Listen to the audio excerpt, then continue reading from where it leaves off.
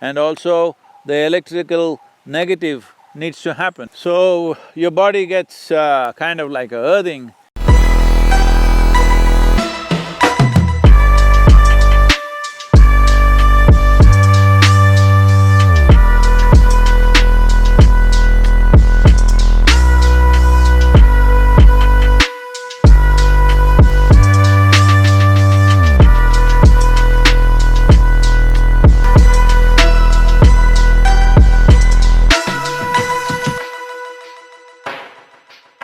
In the yogic culture, generally it is said like this, that you must always consume food which is grown in a land within the diameter or within the radius of how much a man can walk in a day. From morning to evening if you walk, you may do 15, 20, maybe 25 kilometers straight line.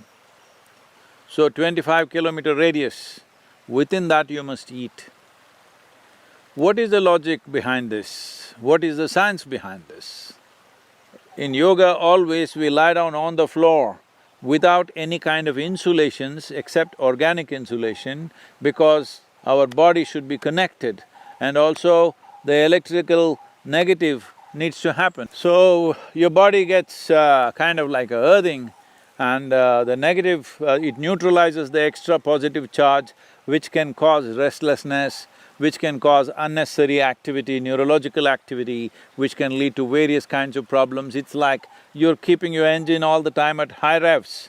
So people went into the jungles and forests and mountains and they just sat down and they found they became peaceful. This has got something to do with the connection with the soil. You can think this is a tree, but this is soil. You can think that's an animal, that is soil. You can think this is a human being, this is soil. So, this connection is very important. Today I just heard that when I was in Los Angeles, they were telling me there is a farm just outside of LA where if you pay $50, you can hug a cow for about half an hour. Oh,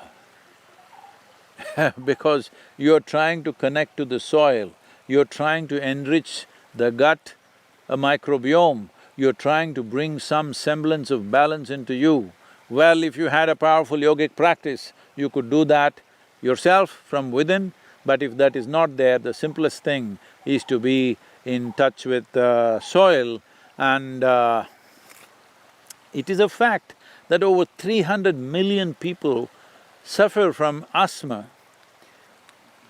Half of the children in United States develop wheezing by the time they are 3 years of age, and they're on all kinds of medications. People are allergic to all sorts of things.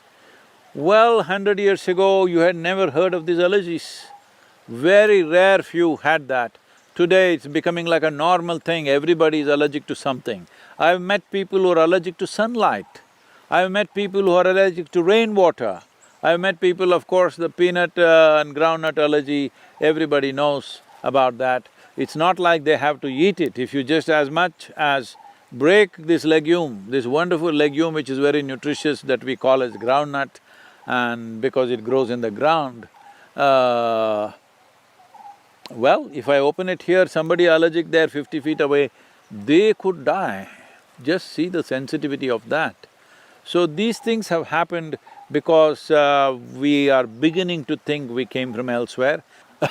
I may also be one, but we have adapted well to the life on this planet.